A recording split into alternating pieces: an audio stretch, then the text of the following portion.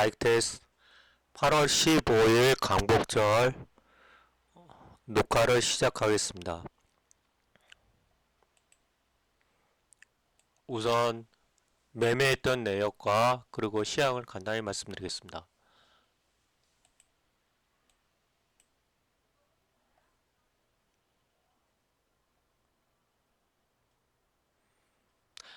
제가 저번에 아마 이 근처의 자리에서 말했을 겁니다. 아마 14,000인데 약간 이제 이 근방까지 주봉으로 벌써 원래 말씀드렸죠. 이거에서 여기까지 떨어질 수도 있겠다라고 조정이 와도 크게 무리가 없는 자리에다 했고, 일봉상으로도 지금 조금 떨어지다가 다시 61선에 반등을 하고 있는 모습입니다. 종합 주가 지수는 계속 좀 기술적 반등을 약간 한번 하고 나서 계속 하락하고 있는 추세죠. 체감적으로는 실질적으로 아마 주식을 많이 갖고 있던 비중 축소 안 했던 분들은 계속 하락을 에 대한 어떤 평가손이 발생할 수 있는 구간입니다. 그리고 선암에 대해서 매매한 것을 보여드리겠습니다. 선암은 전량 매도 처리됐습니다. 물론 이제 제가 갖고 있던 물량이 제법 한 10,000주 이상이 됐었는데요. 키움증권에서 2개 계좌가 있었고 이베스트 계좌 해가지고 플러스 마이너스 다 계산을 해보니까 약간 이익 구간에서 익절을 했습니다. 큰 고생한 거 에 비해서는 많이 수익은 못 냈는데 어쨌든 익절하고 전량 매도 처리했습니다. 그리고 관련된 그 공시 내용도 중요한 내용들이 있어가지고 몇 가지 알려드리겠습니다.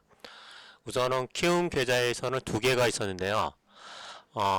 하나 계좌에서는 전일 11일 날 사타 팔았다 했고 물량 갖고 있던 물량들을 아침 이제 어느 정도 그 뜨길래 갭을 떴을 때 팔고 다시 좀 사타 팔았다 했습니다. 여기서 좀 수익을 좀 제법 냈고 이 계좌는 수익을 좀 많이 냈습니다. 종가로 가져간 계좌였고요.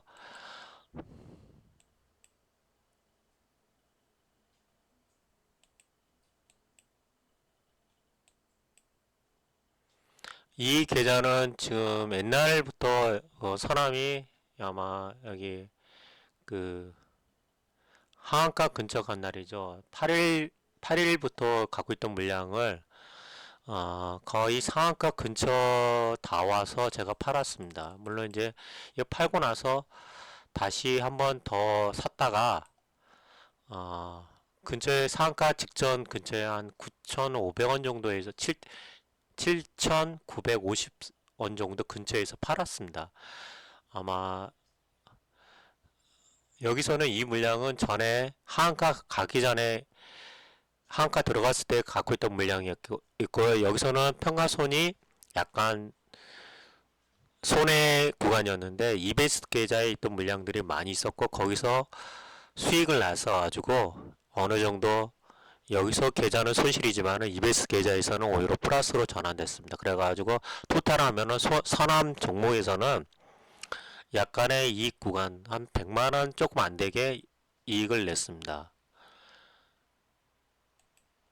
그리고 중요한 뉴스가 있었는데요. 이거는 제가 선암은 기술적으로는 기술 특례로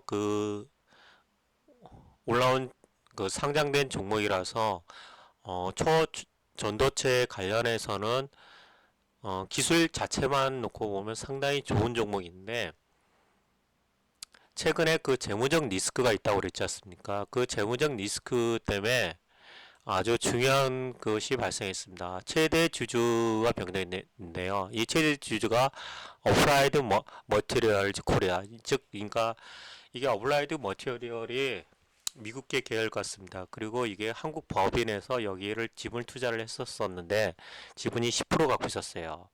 그리고 2대 주주가 문승현이 씨가 이게 대표로 있는 2대 주주였는데 여기 뭐라고 했냐면 보십시오. 본 최대 주주 변경 옥시는 기존 그 최대 주주 어플라이드 머티리얼즈 코리아의 1인 장내 매도로 인하여 2대 주주 주식회사 선암의 대표이사 문승환과 어떠한 매매 거래 없이 최대 주주로 변경됐다. 이게 쉽게 말해서 회사 관계자들하고 우리가 이런 어떤 사정이 있고 그러면 이것을 주식을 살래 뭐 어떤 쉽게 말해서 협의도 없고 그냥 최대 주주가 팔고 간 겁니다. 이건 상당히 심각한 겁니다. 그래서 보면은 이 1대 주주가 한 대략 8.9, 1.1 해가지고 10% 정도 지분을 갖고 있었는데 이 지분을 다 팔고 간 거죠. 그리고 2대 주주인 문승현 씨가 지금 현재 대표이사로 있는데 그 5% 정도 지분이 갖고 있답니다. 그래서 따라서 잘게 해가지고 5%, 1%의 몇몇 들이 있는데 실질적으로 5%, 7% 정도 되는 거죠. 그러면은 지분율이 상당히 낮은 겁니다. 이게 보시면은 거래량이 아마 근데 아마 이 물량이 처음에 저는 걱정했던 게 8월 8일 날 8일 8일 날 그 매매 동향에서 기타 법인에서 거의 500만 주나 600만 주 나온 게 있었습니다. 이 물량일 수도 있고 이 물량이 나오고 나서 공시를 여기서 터뜨렸을 수도 있고요. 아니면은 8월 11일 날 공시를 팔고 했을 겁니다. 제 생각에는 아마도 추측으로는 8월 8일 날 기타 법인 물량에서 한 400만 주가 나왔었습니다. 이게 대주주 지분 아니고서는 상당히 힘들거든요. 어떤 사람은 보호예수 물량이라는 얘기도 있는데 제가 볼 때는 8월 8일 날 나온 물량이 그 머티리얼즈 물량이 가능성이 높은 것 같습니다. 그리고 팔고 나서 최대 꼭지점에서 잘 팔고 나서 그날 공시는 한 며칠 있다가 해도 되거든요. 보통 한 2주 내에 해야 됩니다. 그러니까 한 3일 지나고 나서 11일 날 한 것 같습니다. 아마도 이 최대 주주가 이 서남이라는 그 기업을 전망을 상당히 좋게 보았다라고 한다면은 매도를 하지 않고 계속 오히려 지분을 더 추구했겠죠. 근데 지분을 팔았다라고 하는 것은 이 서남의 어떤 사업성 구조에 대해서 회의적으로 봤고 어떤 지금 테마 껴가지고 고점이 왔을 때 대량 먹튀를 한 거라고 판단됩니다. 이런 경우는 상당히 좀 드문 경우고 저도 이런 경우를 처음 봅니다. 아무리 최대 주주가 기업이 어렵다 쳐도 이렇게 막 팔고 가는 경우는 거의 없습니다. 근데 어쨌든 아무런 그 협의도 없이 그냥 자신들의 물량을 최대 주주의 그 물량을 팔았다라는 것은 이 기업의 그 최대 주주가 이 기업을 선함을 바라보는 관점이 얼마나 좀 불확실하고 그리고 전망이 안 좋다라는 것을 단적으로 나타낸 겁니다. 상당히 심각한 겁니다. 어쨌든 저는 선함을 팔았습니다. 전량 매도했고 지금은 선함을 갖고 있지는 않습니다. 제가 걱정했던 것도 선함 자체 그 홈페이지로 가서 보면은 초도제체 관련된 어떤 전선의 일종의 전선입니다. 쉽게 말해서 전선이고 어떤 발전기라든지 그런 거에 들어가는 어떤 그 자석 관련된 그 전선의 일종들인데 그 기술력은 상당히 좋은데 이것이 매출이라든지 그런 부분에서 현재 수익성이 계속 적자가 나다 보니까 그 대주주도 이러한 것을 불안하게 생각했나 보죠. 그리고 이 선암도 그 기술 특례로 5년을 했기 때문에 제가 그 자료를 찾아보니까 5년 동안은 그 영업의 이익에 대해서 적자에 대한 것을 유예를 시켜주냐 5년 이후에 그 상장 폐지가 될 수도 있습니다. 가능성이 상당히 높습니다. 그래서 지금 이게 이 종목이 상장된 데가 언제냐면 2000년도에입니다. 그러면은 언제 그 상장 폐지가 잘못하면 될 수 있는 2025년이죠. 앞으로 한 2년 정도 남았는데요. 2년 내에 매출이 30억 이상 영업이익이 나와야 되고, 그리고 흑자 전환을 해야 됩니다. 그러지 않고서 계속 자본 감식을 했을 때는 재무적 리스크에 의해서 선압이라는 이 종목도 상장 폐지될 수 있다라고 느꼈던 것 같습니다. 제가 느꼈던 어떤 그런 재무적인 이 리스크를 대주주도 느낀 것 같습니다. 일단 선암은 어제 그 들어가는 것도 보면은 그 제일 늦게 들어갔는데요. 오후쯤에 들어갔어요. 거의 오후 2시 다 돼서 들어갔지 않습니까? 그래서 강하게 들어간 건 아닙니다. 어쨌든 그래도 상한가 들어갔기 때문에 내일이죠. 내일 16일 날 약간 갭을 띄울 수도 있고 아니면 바로 하락할 가능성이 있습니다. 이 종목은 이제 더 이상 많이 못 갑니다. 간다 치더라도 이거는 진짜 모험을 리스크를 감내해야 됩니다. 이 종목이 대주주가 팔았다라는 거는 아무리 긍정적으로 이 기업을 바라본다 하더라도 이건 긍정적으로 바라볼 수 없는 상황입니다. 그래서 초전도체 관련해서는 선암은 이제 대주주가 팔았기 때문에 좋은 종목이 아니라고 생각합니다. 저는 한 주도 갖고 있지 않습니다. 그리고 지금 이제 초전도체 관련해서 제가 갖고 있던 종목은 파워로직스를 좀 잠깐 매매를 했었습니다. 이거 한번 여기 나오나 모르겠습니다. 한번 보겠습니다.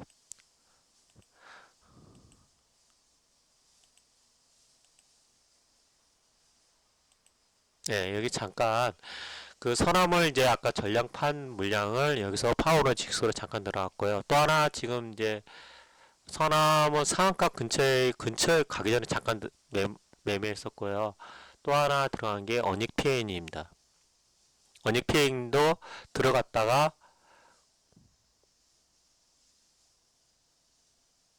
물량을 갖고 있습니다. 매매마크 다시 파워로직스 팔고 나서 파워로직스 상한가 들어갔길래 다시 이제 어닉피엔이 들어갔는데 어닉피엔이 그날 잡자마자 제가 일하고 있었는데 급락이 좀 나왔으나 5% 정도 급락이 나왔고 이거는 갖고 있습니다. 그리고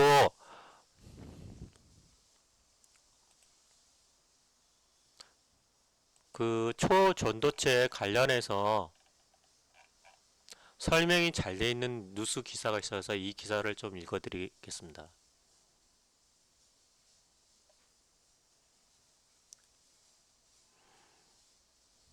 종목별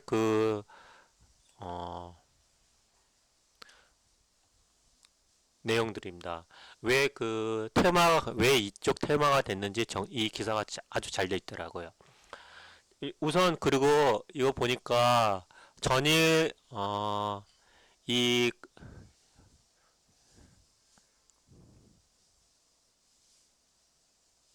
14일 날 그 매매 특징이 뭐냐면 전에 지분에 관련된 종목들 특히 그 신성델타, 파워로직스가 강했지 않습니까? 근데 그 이제 조정을 받았던 선암하고 덕성, 특히 덕성이 먼저 치고 왔죠. 그 다음에 선암, 그 다음에 덕성, 모비스, 선암이 주로 그러니까 지분 관계가 아닌 기술력을 갖고 있던 회사들이 강세를 보였습니다. 왜냐하면 초창기에 지분보다는 기술력을 있던 종목들이 급등했고 그 다음에 지분 종목들이 급등했습니다. 그리고 다시 그 지분을 갖고 있던 기술을 갖고 있던 선암이 조정을 못 받다가 조정받고 덕성하고 같이 조정받다가 조정을 마친 선암, 덕성, 모비스가 급등했고 이제 차후로 파워로직스 같은 어닉피엔이 그런 종목들이 약간씩 좀 돈만 상승했습니다.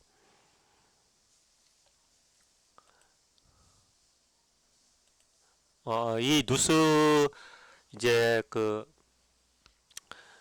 초전저체 테마 그 이유를 해당되는 기사가 정리된 게 잘 돼 있어가지고 간략하게 설명드리겠습니다. 신성 델타가 세탁기, 프리미엄 대형 청소기, 로봇 청소기 OEM, 가정 생활용품 양산업체. 이게 LG전자하고 산원지간이라고 합니다. 그래서 LG전자의 에서 하고 있는 생활 가전제품을 많이 하고 있고요. 그리고 또 하나 2차 전지도 하고 있습니다.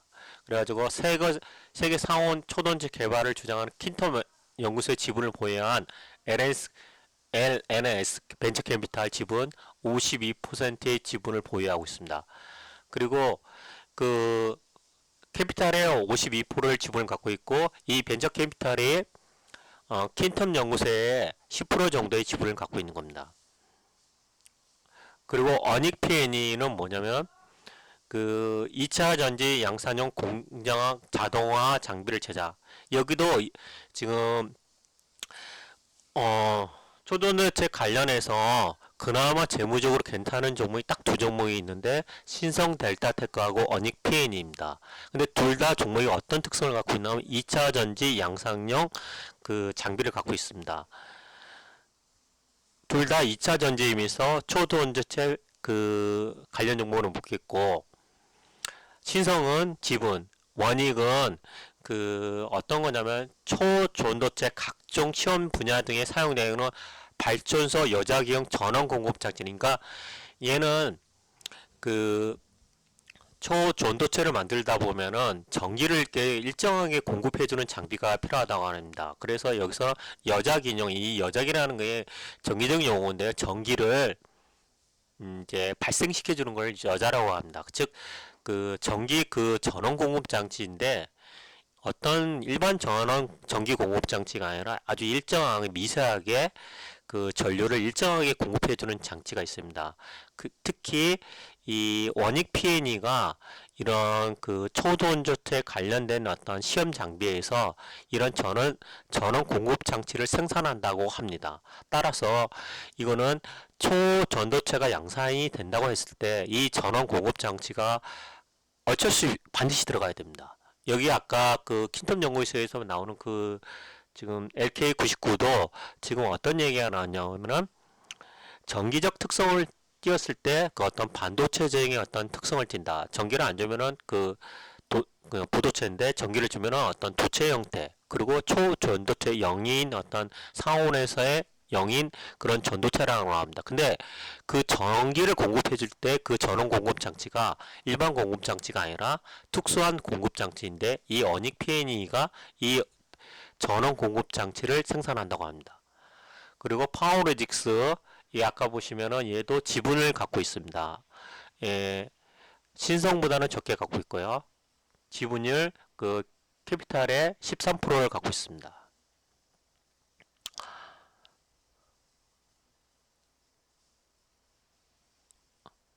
그 다음에 너무 많은데요. 잠깐만요.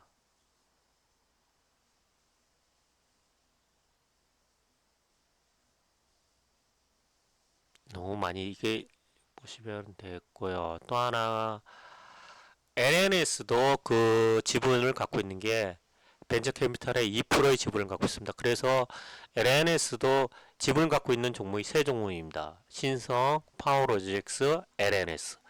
제일 많이 갖고 있는 게 신성, 그 다음에 이제 파워로직스가 10%, 그 다음에 캐피탈 지분을 제일 갖고 2% 갖고 있는 게 LNS입니다. LNS는 그래서 이번 그 초전지체하고 끼긴 꼈는데 별로 큰 변화가 없습니다. 그리고 LX 일렉트릭이 왜 이게 꼈나 했더니 보시면 그 전북 고창에 초전도 전류 제한기 실증 시험장을 구축했다고 합니다. 즉, 그러니까 고창에 초전도 전류 제한기를 실증 시험장을 구축했다 이거죠. LX 일렉트릭 한전은 신재생 분산 전원을 포함하는 개통 연계형 MV급 대용량 초전도 전류 제한기를 개발해 시운전을 거쳐 실개통 접속 및 실증 운영에 돌입했다라고 합니다. 이건 홈페이지에 나와 있다고 그러고요. 고려 제강은 보시면은 자회사 KAT를 통해 핵융합 노용 초전도 선제를 개발 제조했다. 그리고 2004년에 대덕에 초전도 선제 공장을 설립했다라고 합니다. 실질적으로 공장을 설립했다라고 하네요. 서남은 이게 지금 아까 고온 초전도 선제 제조 기술, 고온입니다. 이것도. 그리고 이를 응용한 고자정 자석 제조 기술을 보유했고, 초전도 선제, 초전도 자석 시스템, 초전도 선제 장비를 개발 납품했다. 서남은 2024년 8월 7일 홈페이지를 통해 현재 상온 상압 초전도체를 개발했다고 주장하는 연구기관인가 킨텀 연구소하고 어떤 사업 결과가 없었다고 밝혔다.